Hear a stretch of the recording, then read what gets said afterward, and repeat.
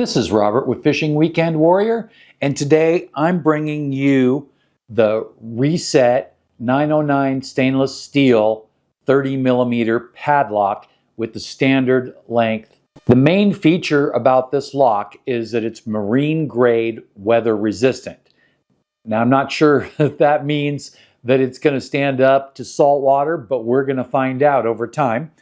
The lock does include 3 keys, which is nice. You know, sometimes these smaller locks can be difficult to find replacement keys for or to have keys made. My pros are that it's super lightweight and that it operates very smoothly. And when I say that, once you put the key in, it just pops right open. I'll show you that again. Let's get that so you can see it on the close-up. Now, my one negative is that to get this key in there, you kind of have to give it a little push, and sometimes it doesn't go on the first try, but that might be something a little drop of silicone lubricant could really help with. So I'll give that a try at a later time, but I'm not going to worry too much about it now. See right there, you kind of have to give it a little push to get it to go. So I'm not going to fight with it now, but again, I will try putting a little lubricant, and there it goes, just like that.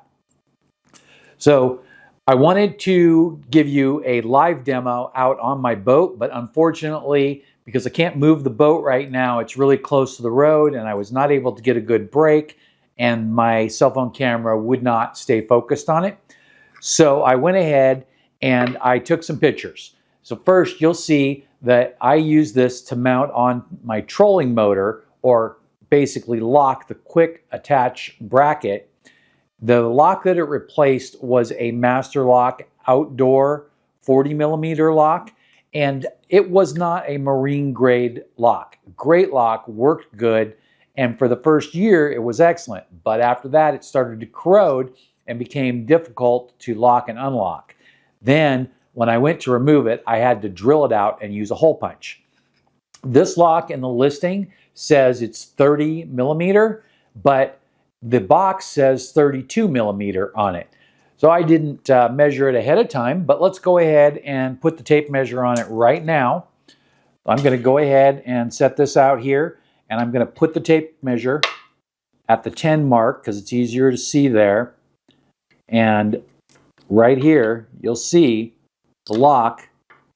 It looks like just slightly over 30mm, so it could be 32. It still looks pretty close to 30. Now, the opening itself, the measurements were true on the listing. So here we've got about 27 on the outside, and then on the inside we have about 13. The one thing is that it's hard to get a really good idea from the listing, even when you have a tape measure and you can check things. So what I did was I took this picture, and you'll see that I dropped a dime on the inside and a quarter on the outside. So you can get a really good perspective of about how big this is. And that's really the important part, is whether it's going to loop and lock your device or item. So it remains to be seen how well it performs over time, but I'm very happy with what I received when I purchased it, and I think it's going to work out just fine.